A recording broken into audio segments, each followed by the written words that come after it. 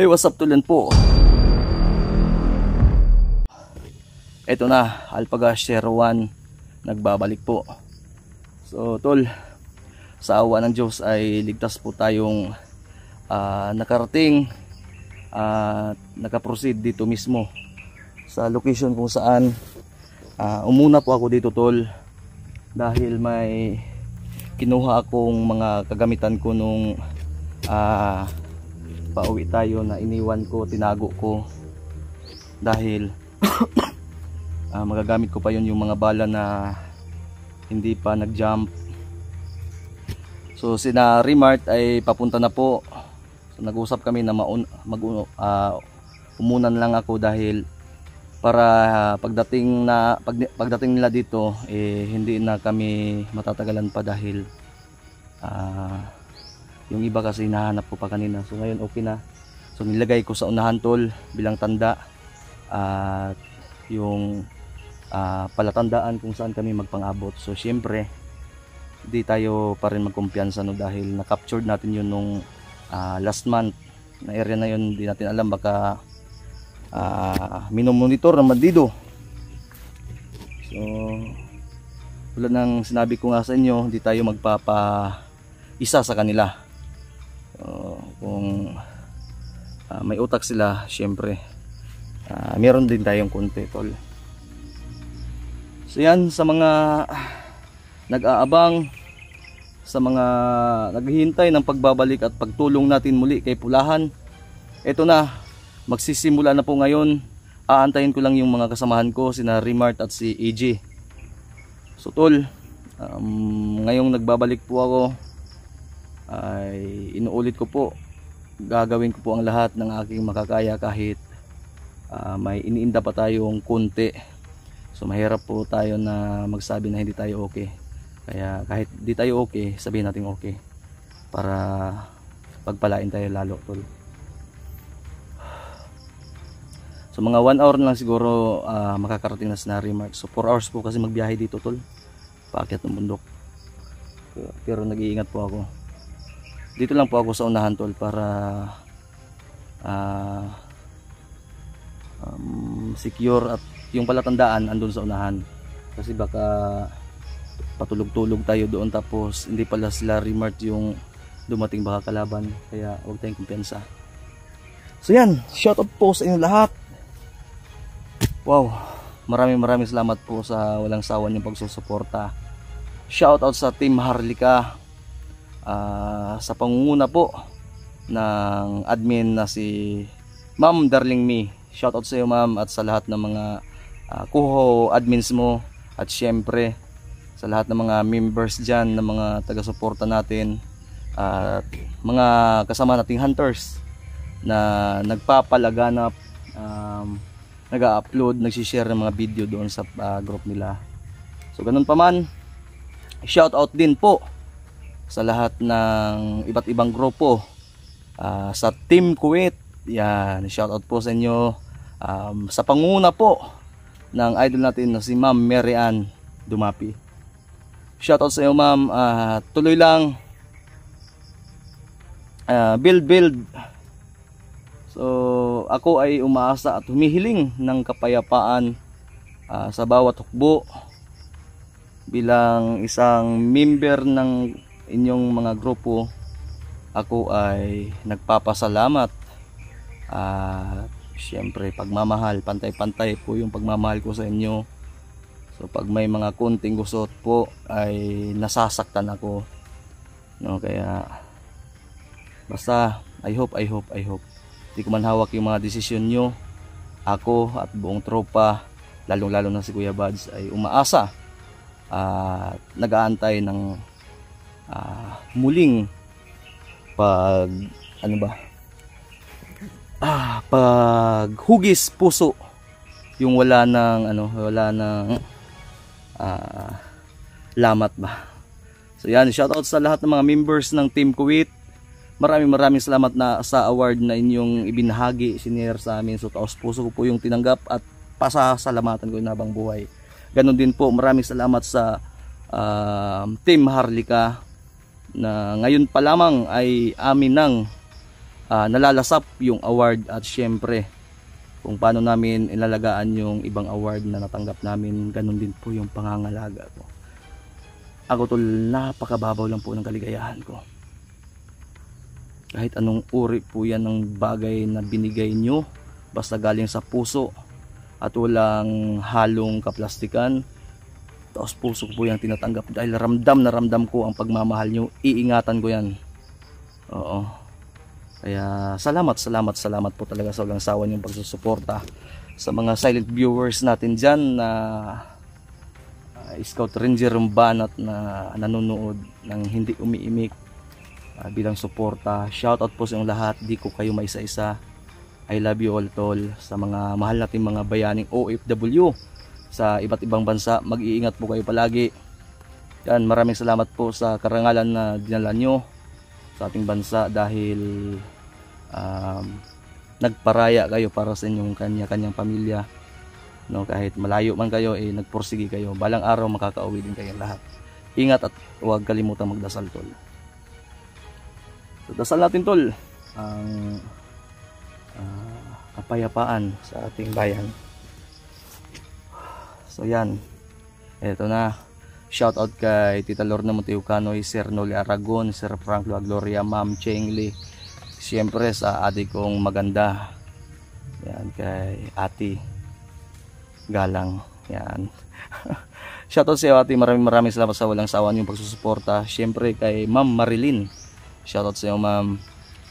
No, kay Ate Abuy Badors. Shout out po. Ate Josepina Santos. Shout out po.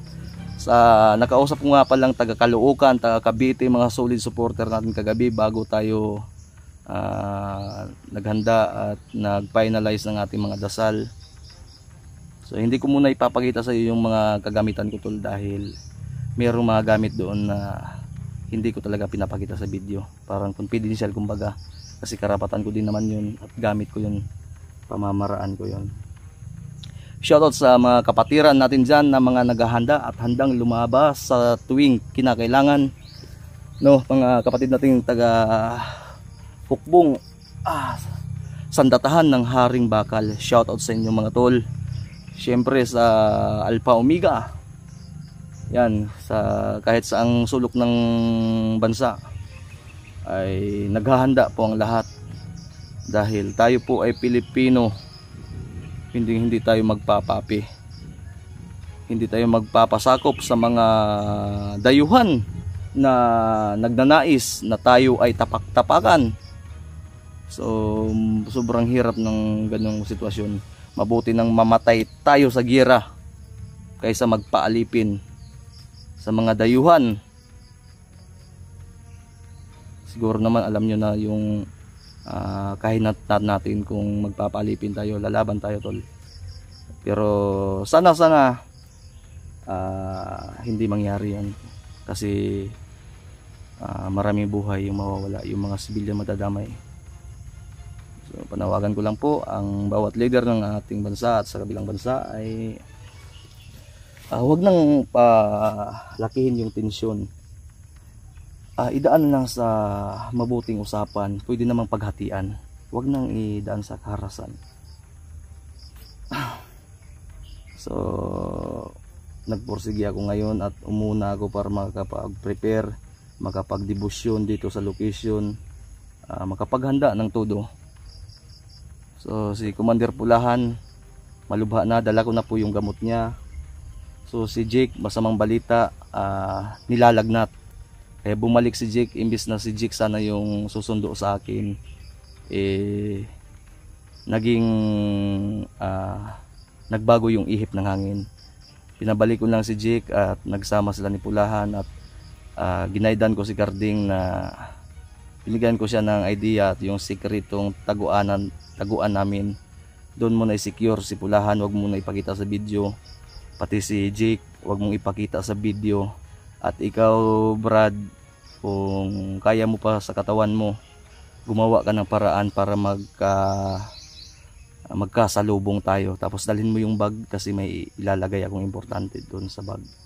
So iwan ko lang ngayon kung anong update niya. Basta si Carding ay susundo sa amin ni Remart. So So, wag po kayong mag-alala tol, sila Remart ay malapit na po. Bago po ako na gumawa ng video na to, tinawagan ko po muna sila. So yan, abangan ko po yung suporta po ninyo. Thank you so much po talaga sa inyong mga mahal kong tagapanood, taga-subaybay. So sa pamilya ko dyan, maraming salamat sa suporta. So para sa atin to, para to sa mga nangangailangan ng tulong. So, tulad ng sinabi ko po sa inyo, hindi ako susuko hanggat andyan kayo sumusuporta at hanggang may mga taong nangangailangan ng ating tulong. Hindi ko yan pinagmamalagi. Basta ako kung ano yung karapat dapat at kinaluluguran ng Panginoon, yun yung gagawin natin tol. So, sana po ay maintindihan po ninyo at subaybayan po ninyo lang mula umpisa hanggang dulo ang video na to. So si Kuya Bads tol, mga next day yata susunod din yun kasi medyo may iniinda pa at busy pa siya, may sikasuhin pa yung rehistro ng motor ko nga, nabilin ko muna sa kanya, tapos nagyakapan kami. Sabi niya nangako naman siya na susunod siya at mag-iingat, kaya yun. So ngayon tol ay habang inaantay po natin yung si Remart, no. So kung nakita nyo po kanina sa intro yung kulitan namin kahapon po yun. So nagpapasalamat nga pala ako sa nagbigay ng cellphone sa iyo, ma'am. Hindi ko man kilala yung pangalan mo, basta shoutout po sa iyo ma'am. Maraming salamat po talaga sa kabaitan mo. So, binigyan po si Pulahan ng cellphone, binilahan ko po ng cellphone si Pulahan kahapon. Ganon din kay Brad Julio na nakausap po talaga na masisinan si Julio at may binigay na mapa. Kaya abangan nyo tol, matinding singilan to. Thank you Lord. So yun, pumunta kami ng mall kahapon para ibili. Tinupad yung sinabi ng nag-sponsor, nagbigay ng cellphone kay Commander Pulahan, at nangako ako, gumawa ako ng video andun kay Remart na makakarating at kahit piso walang bawas yan. Kung ano yung sinabi mo, yun yung ginagawa ko, at asahan mo kahit anong mangyari makakaabot yan kay Commander Pulahan. Para sa kanya yan, abangan nyo na lang pag-abot natin tol. So yan tol, sana po ay maintindihan po ninyo, no, at pasensya na po kayo kung medyo na-delay tayo ng ilang araw bago tayo nakabalik, dahil syempre tol, pinapalakas ko din yung katawan. Andyan na yata sila Remart, para may boses tol. Medyo pinapalakas ko pa yung katawan ko dahil wala pa rin magagawa kung aakyat ka na mahina yung katawan mo. So totally hindi pa naman masyadong malakas, pero at least kaya na makipagsabayan. So alam naman natin na hindi tayo pababayaan ng may kapal. Siyempre kailangan ko din po yung suporta po ninyo sa bawat share ng video ko ng mga kasama ko, at lalong lalo na sa bawat dasal po ninyo, sa bawat panonood po ninyo. Thank you so much po talaga. So lagi niyo pong tatandaan, mahal na mahal ko po kayo. Pag-share po ng video na to, abangan nyo ang susunod na kaganapan. I love you all tol.